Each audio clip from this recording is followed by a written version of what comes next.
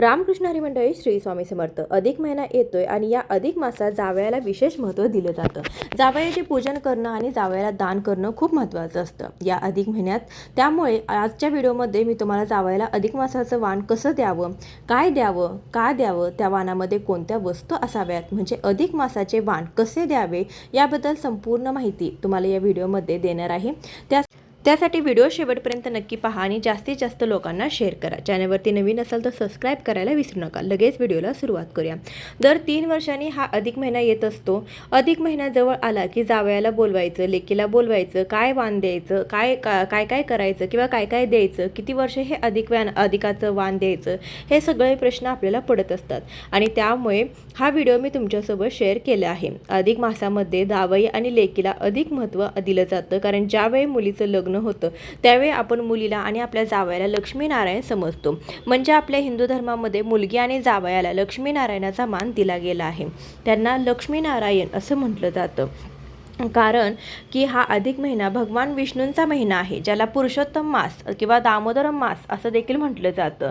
भगवान विष्णूच्या कोणत्याही रूपाची पूजा या महिन्यामध्ये करणं अत्यंत पुण्यफलदायी मानलं जातं. त्यामुळे या अधिक महिन्यामध्ये आपण आपल्या जावयाला नारायणाचे रूप समजून त्याचे पूजन आणि अधिक मासाचं वाण देत असतो. जावयाला अधिक मासाचं वाण देणं हे आपल्याला सुद्धा खूप पुण्यकारक आहे. साक्षात आपण भगवान विष्णूंची सेवा केल्याचं पुण्य आपल्याला मिळत असतं. या महिन्यामध्ये दान करण्याला खूप जास्त महत्त्व आहे. त्यामुळेच आपण आपल्या जावयाला हे अधिक मासाचं वाण दान म्हणून देत असतो असं समजलं जातं. आता आपण जावयाला अधिक मासाचं वाण कसं द्यायचं तर ते पाहूया. आपल्या घरी जावयाला आणि लेकीला आमंत्रित केल्यानंतर आपण छान असं त्यांना बसण्यासाठी आसन टाकायचं आहे. त्याआधी सर्वात महत्त्वाचं म्हणजे अधिक महिन्यात कोणत्याही दिवशी जेव्हा आपल्याला वेळ मिळेल तेव्हा आपण आपल्या लेकीसह जावयाला जेवणासाठी आमंत्रण देऊ शकतो किंवा अधिक मासाचं वाण देण्यासाठी आमंत्रण देऊ शकतो. तर बसण्यासाठी आसन टाकल्यानंतर आपण त्याभोवती छानशी अशी रांगोळी काढायची आहे किंवा तुम्ही जेवणाच्या ताटासमोर सुद्धा छान अशी रांगोळी काढू शकता. त्या दोघांना तिथे बसवल्यानंतर सर्वात आधी आपण त्यांना कुंकू लावायचं आहे. मुलीला हळदी कुंकू लावायचं आहे. जावयाला तुम्ही गंधाने नाम देखील ओढू शकता. त्याचबरोबर त्यांना ओवाळण्यासाठी आपण आधीच औक्षणाचं ताट तयार करून ठेवायचं आहे.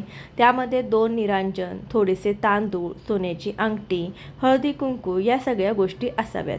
आता सगळ्यात महत्त्वाचं म्हणजे बऱ्याच ठिकाणी ह्या अधिक मासात चांदीचं ताट किंवा चांदीचं तामण, तबक असं पण दिलं जातं.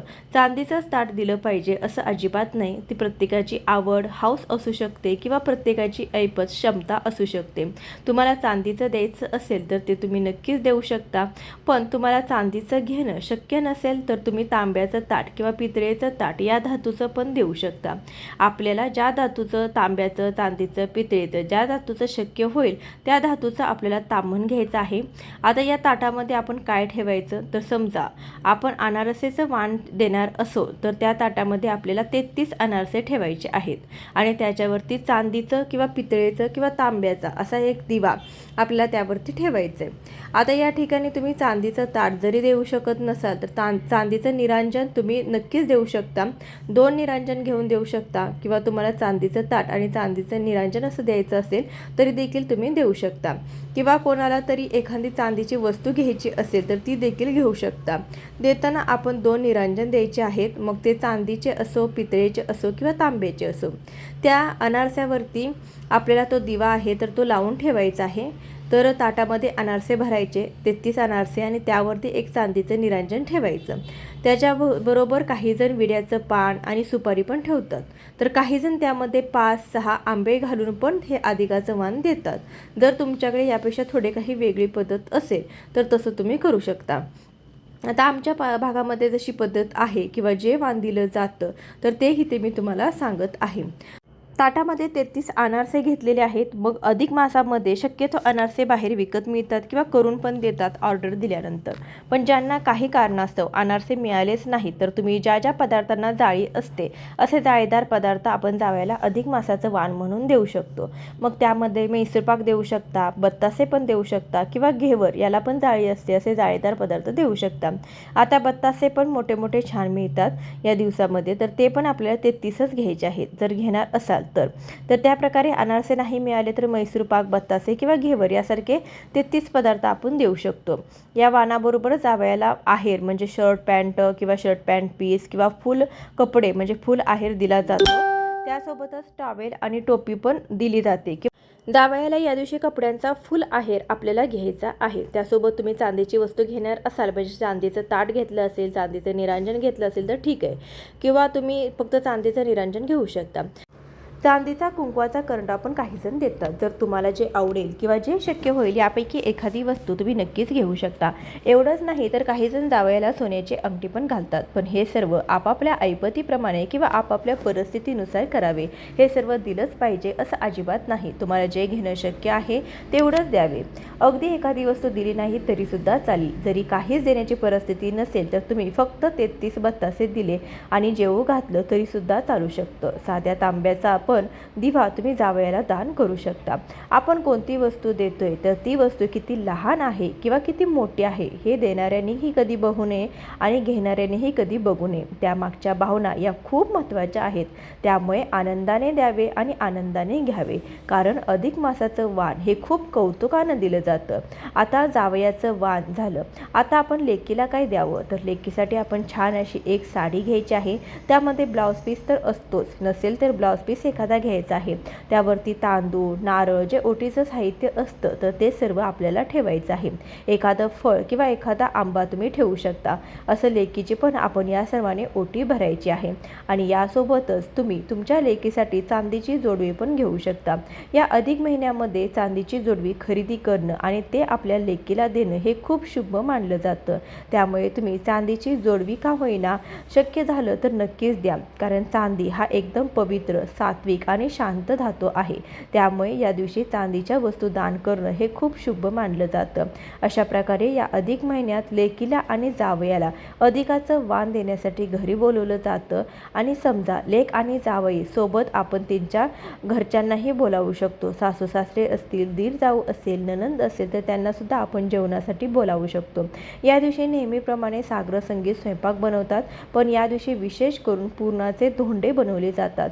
कारण या महिन्याला धोंड्याचा महिना असं पण म्हणतात. नैवेद्यापुरते का होईना, थोडेसे का होईना आपल्याला धोंडे करायचे आहेत. जेवणामध्ये पदार्थ आपण साधे सात्विकच बनवावे. मग ते तुमच्या लेकीच्या आणि जावयाच्या आवडीचे तुम्ही करू शकता. सगळा स्वयंपाक झाल्यानंतर आधी देवाला नैवेद्य दाखवावा आणि त्यानंतर मग जावयाला आणि लेकीला बसण्यासाठी आसन टाकून ताटापुरती छान रांगोळी काढून त्यांना पोट भरून जेवू घालावे. आता बऱ्याच ठिकाणी किंवा हल्लीच्या युगामध्ये हे सर्व घरी करायला जमत नाही, वेळ नाही म्हणून काही कारणास्तव करू शकत नसाल तर तुम्ही हॉटेलमध्ये किंवा कुठेही हॉल बुक करून या अधिक मासाचं वाण दिलं तरीही चालू शकतं. पण हे सर्व जर आपण घरी करणं शक्य असेल तर केव्हाही चांगलं. किंवा तुम्ही एखादा दुसरा गोडाचा पदार्थ बाहेरून विकत आणू शकता आणि मग एखादा दुसरा पदार्थ विकत आणून बाकी सर्व पदार्थ घरी बनवले तरीसुद्धा चालेल. अशा प्रकारे आपण जावयाला वाण दिल्यानंतर त्यांना पोटभर जेवू घातल्यानंतर आपण त्यांना नमस्कार करायचा आहे. कारण साक्षात आपण विष्णू आणि लक्ष्मी समजून त्यांचं पूजन केलेलं आहे, त्यांचा मानपान केलेला आहे. त्यामुळे त्यांना नमस्कार करायचा आहे. सोबत जर आपण त्यांच्या घरचे कोणी बोलवलेले असतील तर त्यांनासुद्धा तुम्ही काही ना काही वस्तू देऊ शकता.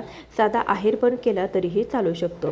सासू सासरे असतील किंवा घरचे कोणीही असतील, आपल्या लेकीला मुळं बाळं असतील म्हणजे आपल्याला नातवंड असतील तर त्यांनासुद्धा तुम्ही कपडे वगैरे किंवा काही ना काही वस्तू घेऊ शकता.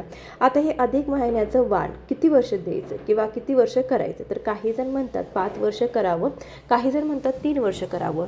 पण तुम्हाला जर शक्य असेल किंवा शक्य झालं तर तुम्ही प्रत्येक अधिक महिन्याला म्हणजे दर 3 वर्षानंतर एकदा अधिक महिना येतो तर त्यावेळेस तुम्ही प्रत्येक 3 वर्षातून एकदा अधिक मासाचं वाण दिलं तरीही चालू शकतं. त्यानंतर समजा तुम्हाला लेक नाही म्हणजे मुलगी नाही, जावई नसणार, त्यामुळे मग तुम्ही आपली भाची किंवा पुतणी असेल किंवा आपल्या नातेवाईकामधील एखाद्या मुलीला जावयाला तुम्ही हे सर्व वाण दिलं तरीही चालू शकतं. अगदी मानलेल्या लेकीला आणि जावयाला सुद्धा तुम्ही घरी बोलावून हे अधिकाचं वाण देऊ शकता. अशा प्रकारे 33 वस्तूचं दान अधिक मासामध्ये केलं जातं. कारण अधिक मासामध्ये 33 ही संख्या खूप महत्त्वाची मानली जाते. पण बऱ्याच वेळा 33 असं न म्हणतात 30 आणि 3 असं देखील म्हणतात. तुमच्याकडे जी पद्धत असेल त्या प्रकारे तुम्ही वाण दिलं तरीसुद्धा चालेल. काय काय दिलं जातं ते तुम्हाला तुम्हाला मी सांगितलेलं आहे यापेक्षा थोडीफार वेगळी पद्धत असू शकते। तुम्ही तुमच्या पद्धतीनुसार किंवा तुमच्या घरातील मोठ्या वडीलधाऱ्या माणसांना विचारून या सर्व गोष्टी करू शकता।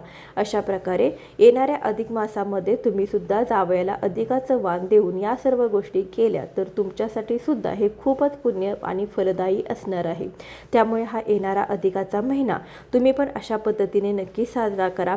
कसा वाटला तुम्हाला आजचा हा व्हिडिओ मला कमेंट करून नक्की सांगा। आवडला असेल तर लाईक करा, जास्तीत जास्त लोकांना शेअर करा। असेच नवनवीन छान छान व्हिडिओज पाहण्यासाठी आजच आपल्या चॅनलला सबस्क्राईब करा। धन्यवाद।